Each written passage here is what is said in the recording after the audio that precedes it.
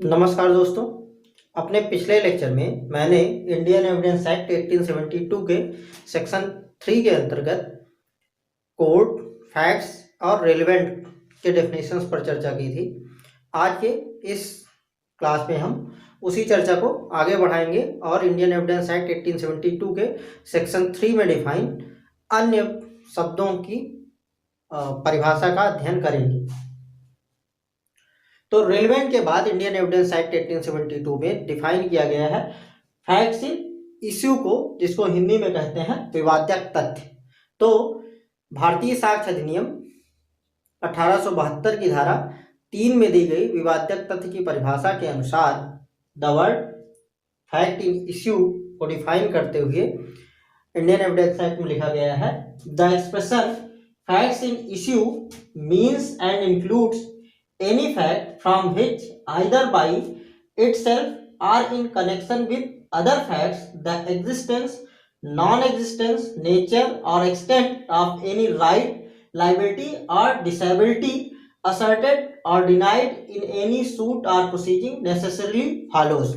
It means when a dispute arises between two or more parties, in that dispute they claim for any right, liability or disability. In that condition, a party asserts or denies about the existence or non-existence of a right, liability or disability, or a party may dispute or a party may assert or deny the nature or extent of any right, liability or disability. If we put this definition in simple words, we may say in any suit or proceeding a fact is in issue if it asserts or denies existence, non-existence, nature or extent of any right, liability or disability. धारा 3 में दी गई परिभाषा के अनुसार विवाद्यक तथ्य से अभिप्रेत है और इसके अंतर्गत आता है कोई भी तथ्य जो स्वयं अकेले ही या अन्य तथ्यों के साथ मिल करके किसी अधिकार, दायित्व या निर्योग्यता के अस्तित्व, अनस्तित्व, उसकी प्रकृति अथवा विस्तार का प्राख्यान करता है अथवा प्रत्याख्यान करता है किसी वाद या कार्यवाही में, उसको हम विवाद्यक तथ्य कहते हैं। अगर हम साधारण शब्दों में समझें तो जब किसी मामले में दो पक्षकारों के बीच कोई डिस्प्यूट होता है, कोई विवाद होता है, तो उस विवाद में जो विवाद की विषय वस्तु होती है वो कोई अधिकार हो सकता है, कोई दायित्व हो सकता है या कोई नियोग्यता हो सकती है।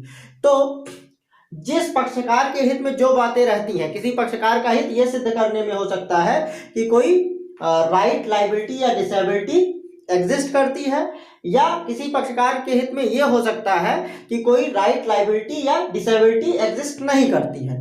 तो सामान्यतः किसी वाद के पक्षकारों द्वारा किसी वाद या कार्यवाही में किसी अधिकार, दायित्व या निर्योग्यता के अस्तित्व, अनस्तित्व, उसकी प्रकृति या विस्तार का प्राख्यान करने वाले या प्रत्याख्यान करने वाले तथ्यों को हम विवाद्यक तथ्य कहते हैं। प्राख्यान करने का अर्थ है किसी बात को जोर देकर के कहना, और प्रत्याख्यान करने का अर्थ है किसी बात का खंडन करना।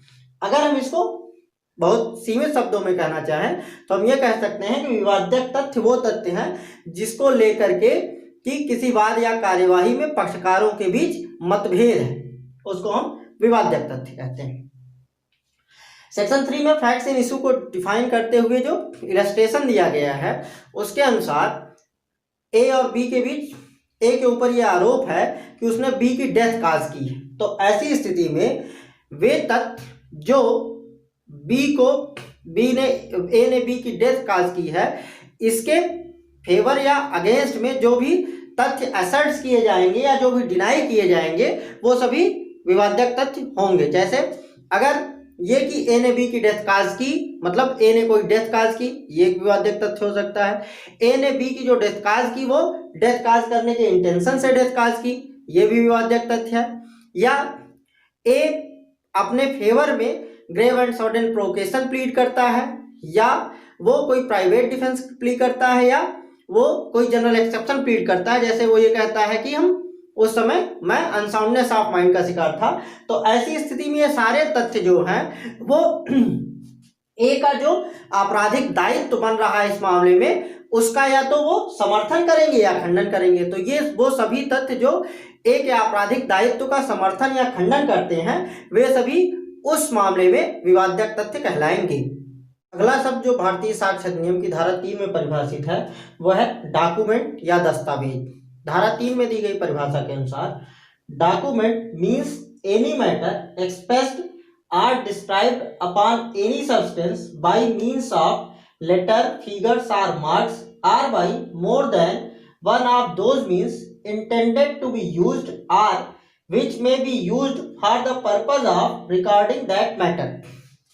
हिंदी में दस्तावेज से तात्पर्य किसी भी पदार्थ पर व्यक्त किए गए या वर्णित किए गए किसी भी ऐसे तथ्य से है जो कि लेटर्स, फिगर्स या मार्क्स अर्थात जो अक्षरों के माध्यम से, अंकों के माध्यम से या चिन्हों के माध्यम से किसी भी पदार्थ पर कोई भी तथ्य वर्णित किया गया है या अभिव्यक्त किया गया है तो वो सभी दस्तावेज कहलाएगा यदि वह उसको अभिलिखित करने के उद्देश्य से किया गया है या उसको अभिलेख के रूप में प्रयोग किया जा सकता है। तो इस प्रकार जो डॉक्यूमेंट की परिभाषा दी गई है इंडियन एविडेंस एक्ट के अंतर्गत वो व्यापक परिभाषा है। इसके अंतर्गत किसी कागज पर पेन या पेंसिल से लिखी गई बातें ही नहीं आती हैं बल्कि वे सभी बातें आती हैं जो कि किसी पदार्थ पर अक्षरों, अंकों या चिन्हों के माध्यम से लिख दी गई हो और उनको लिखने का उद्देश्य ये है कि उसको अभिलेख के रूप में प्रयोग किया जा सकता है या अगर ऐसा उद्देश्य नहीं भी है तब भी उसका इफेक्ट ये है, उसका प्रभाव ये है कि उसको अभिलेख के रूप में यूज किया जा सके। अभिलेख के रूप में अभिलिखित करने का आशय या अभिलेख के रूप में प्रयोग करने का आशय ये है कि कभी जरूरत पड़ने पर अगर उसकी जरूरत हो तो ये दिखाया जा सके कि ऐसा कुछ लिखा गया था या अंकित किया गया था। जो इलस्ट्रेशन दिया गया उसमें कहा गया है कि एक लेख दस्तावेज है, कोई कैरिकेचर अर्थात कोई उपहासांकन, कोई व्यंग्य चित्र बनाया गया है तो वो भी दस्तावेज है।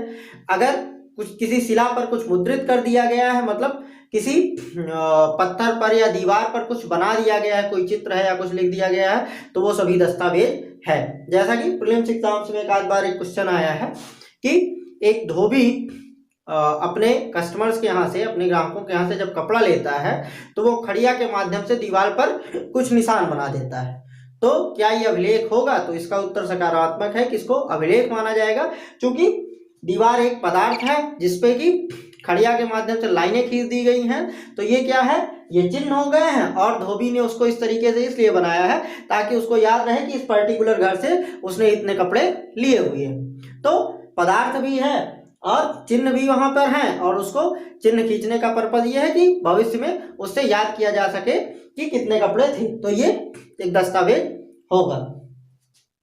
The definition of the word document as is expressed in Indian evidence act is an elaborate definition. It limits the word document not only to things written on paper by means of pen or pencil, but it is a wide definition. It says if anything is expressed or described on any substance by means of letter, figures or marks, and the purpose of such an expression or description is to record that matter or the effect of such an expression or description is that matter may be used as a record of the things written on that substance in that condition it is called as a document। अगला शब्द जो भारतीय साक्ष्य अधिनियम के अंतर्गत परिभाषित किया गया है वो है साक्ष्य या एविडेंस। एविडेंस को डिफाइन करते हुए इंडियन एविडेंस एक्ट में लिखा गया है evidence means and includes all statements which the court permits or requires to be made before it by witnesses in relation to matters of fact under inquiry. Such statements are called oral evidence. Second, all documents including electronic records produced for the inspection of court. Such documents are called documentary evidence.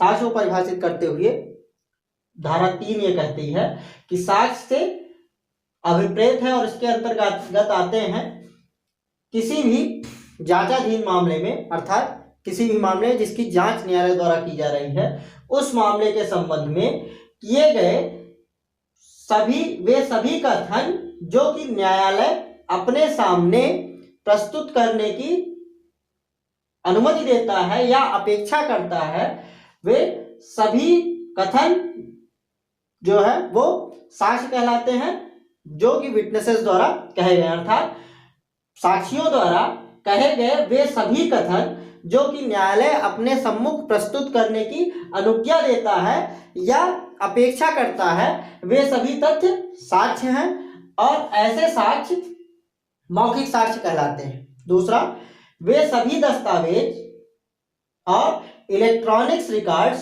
जो कि न्यायालय के सम्मुख निरीक्षण के लिए पेश किए जाते हैं, वे सभी साक्ष्य हैं और ये ऐसे दस्तावेजी साक्ष्य कहलाते हैं। इस प्रकार साक्ष्य की जो परिभाषा दी गई है उसके आधार पर हम ये कह सकते हैं कि साक्ष्य दो तरह के होते हैं, मौखिक साक्ष्य और दस्तावेजी साक्ष्य। मौखिक साक्ष्य वे साक्ष्य हैं जो साक्षियों द्वारा न्यायालय के सम्मुख मौखिक रूप से कहे गए हैं। जो भी कथन साक्षियों द्वारा न्यायालय के सम्मुख मौखिक रूप से कहे जाते हैं, वे सभी कथन मौखिक साक्ष्य कहलाते हैं। और जो भी दस्तावेज न्यायालय के सम्मुख पेश किए जाते हैं किसी जांचाधीन मामले में, वे सभी दस्तावेजी साक्ष्य कहलाते हैं। According to the definition given under Indian Evidence Act, the word evidence means the word evidence includes two types of evidences. First is oral evidence and second is documentary evidence. Oral evidences are those statements which are made before the court by the witnesses, and the documentary evidences are those documents which are produced before the court for its inspection, and it includes electronic records also. Electronic record has been inserted in Indian Evidence Act as a documentary evidence by the Information Technology Amendment Act 2000. तो आज के इस lecture में इतना ही।